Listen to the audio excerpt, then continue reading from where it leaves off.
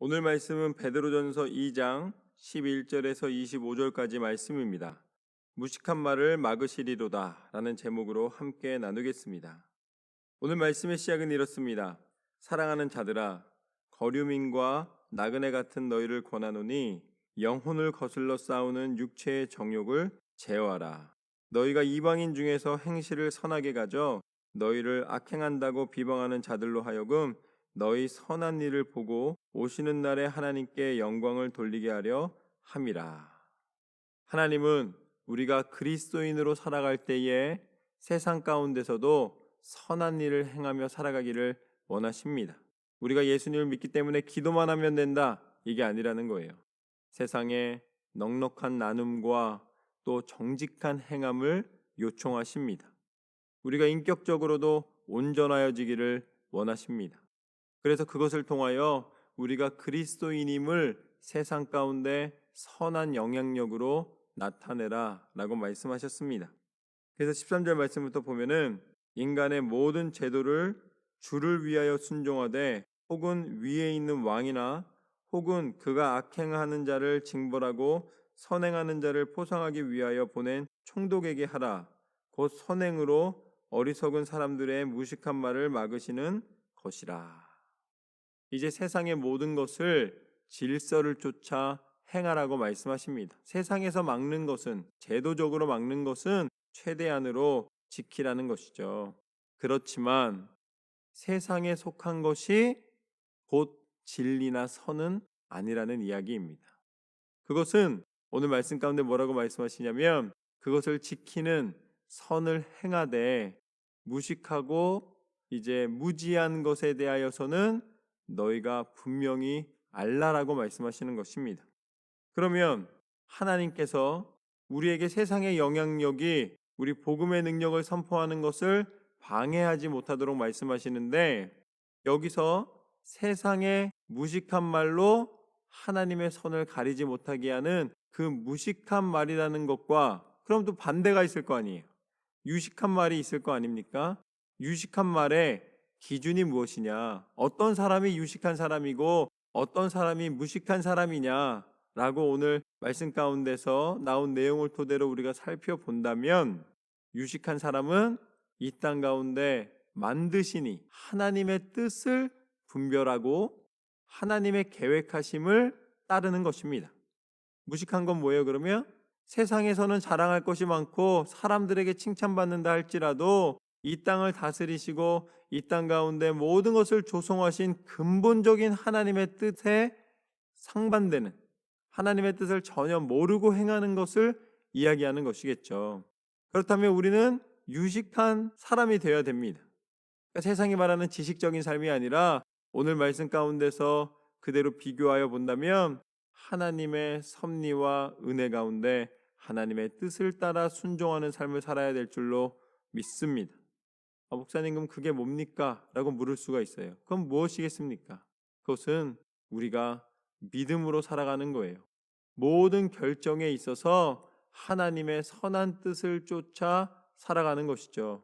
그러려면 하나님의 뜻을 알려면 말씀을 읽어야 되는 거예요. 그래서 말씀을 읽는 사람이 돼야 됩니다.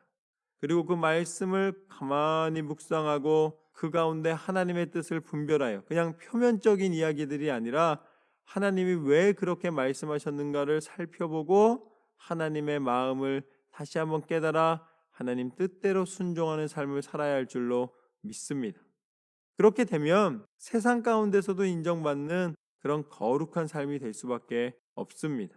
하나님이 계속해서 강조하시는 것은 하나님의 진리와 은혜와 사랑과 넉넉한 마음과 나눔과 베품을 말씀해 주셨기 때문에 그러한 선한 일을 행하고 세상 가운데 선한 영향력을 미치게 됩니다. 그것이 하나님의 은혜입니다. 그래서 오늘 말씀 가운데 16절 말씀을 보면 너희는 자유가 있으나 그 자유로 악을 가리는 데 쓰지 말고 오직 하나님의 종과 같이 하라. 결국 모든 일을 할 때에 근본이 중요하다는 거예요. 여러분 세상에 많은 종교들이 있습니다. 불교도 있고 힌두교도 있고 여러 종교들이 있어요. 그런데 어떤 종교도 악하게 살으라고 말하는 것은 없습니다. 어떤 종교든지 종교인이 되면 선하게 살게 되는 거예요.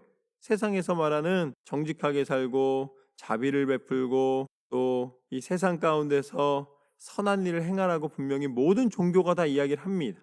그렇지만 우리가 하나님의 온전하신 뜻을 따라 살아가는 것이 능력이고 오늘 말씀 가운데 진정한 자유이며 진정한 선이다.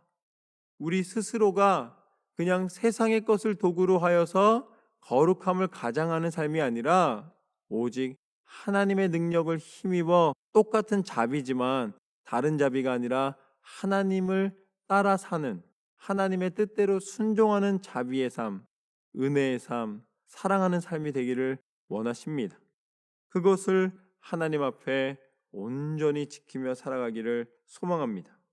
그래서 17절 말씀부터 보면 뭇 사람을 공경하며 형제를 사랑하며 하나님을 두려워하며 왕을 존대하라. 사환들아 범사에 두려워함으로 주인들에게 순종하되 선하고 관용하는 자들에게만 아니라 또한 까다로운 자들에게도 그리하라. 그렇게 세상 사는 게 녹록치 않다는 거예요. 베드로는 특별히 또 이 성격이 좀 있었기 때문에 자존심이나 아니면은 자기가 생각한 것과 다를 때에 그것을 용납하기가 쉽지 않았습니다. 그러나 예수님 안에서 다듬어지고 나니까 유식해지는 거예요.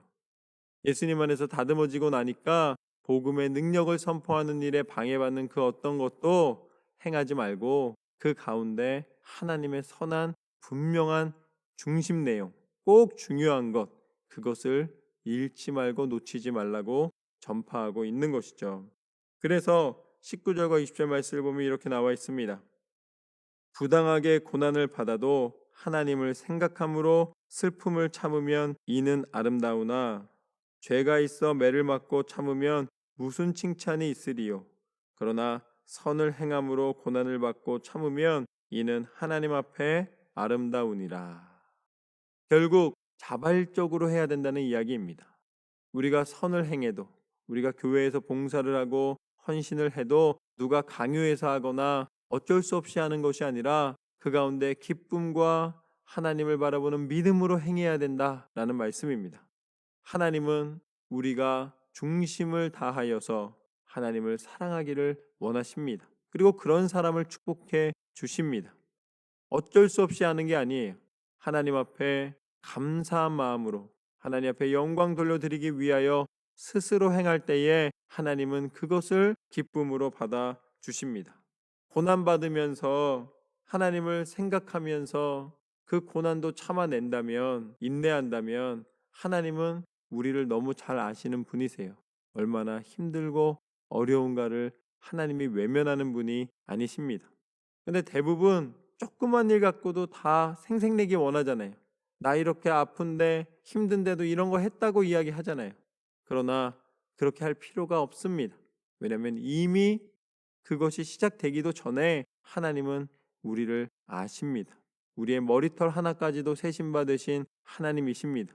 그렇기 때문에 사람들에게 자랑하거나 사람들에게 보일 필요가 없는 거예요. 하나님 앞에 온전한 중심으로 온전한 믿음으로 나아가시는 저와 여러분의 삶이 되시기를 소망합니다. 이를 위하여 너희가 부르심을 받았으니 그리스도도 너희를 위하여 고난을 받으사 너희에게 본을 끼쳐 그 자취를 따라오게 하려 하셨느니라. 우리가 그 고난 속에서도 새 힘을 얻을 수 있는 것은 우리를 외면하시거나 고난 가운데 홀로 두지 않으시고 하나님께서 친히 오셔서 우리의 그 고난을 함께 감당하여 주시고 그 고난의 문제를 해결하여 주셨습니다. 그분이 누구신가? 그분이 바로 오늘 말씀 가운데 그리스도 예수이십니다. 예수님께서 오셨습니다. 예수님께서 친히 이 땅 가운데 오셔서 우리의 모든 아픔과 고통과 슬픔을 함께 눈물 흘리며 담당해 주셨습니다. 그래서 오늘 말씀 가운데 뭐라고 나와 있는가?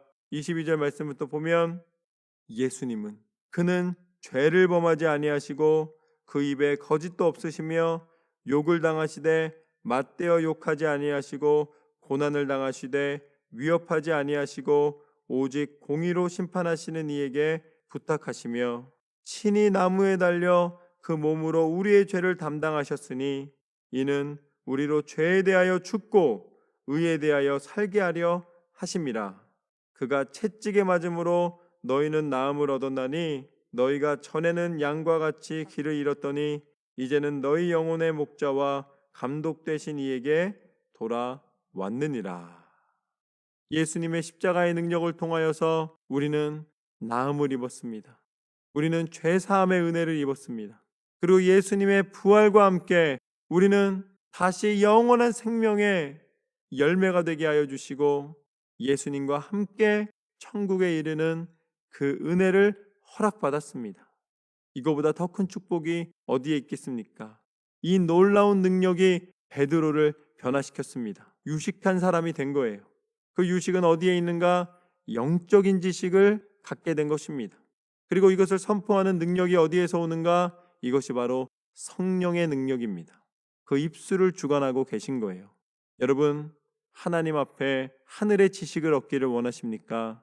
하나님의 능력을 선포하기를 원하십니까? 예수 그리스도께서 그 모든 것을 인도하시고 허락하여 주신 줄로 믿습니다.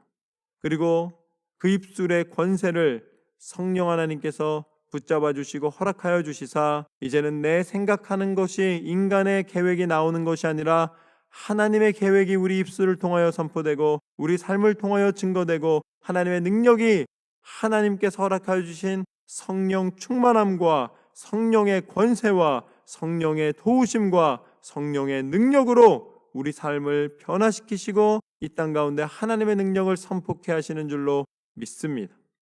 그것은 하나님의 계획이시며 하나님이 허락하여 주신 능력입니다. 오늘 말씀처럼 베드로가 변화되어서 하늘의 비밀을 선포하며 성령의 능력 가운데 그 삶이 쓰임받은 것처럼 저와 여러분의 인생 가운데 성령께서 친히 나타나시사 예수님의 그 은혜와 구원자이심을 선포하는 통로로 아름답게 쓰임받게 될 줄로 믿습니다. 하나님을 아는 지식에 충만하고 그 지식을 세상 가운데 선포하는, 그래서 하나님의 영광을 나타내는 저와 여러분의 삶이 되시기를 주님의 이름으로 축원합니다.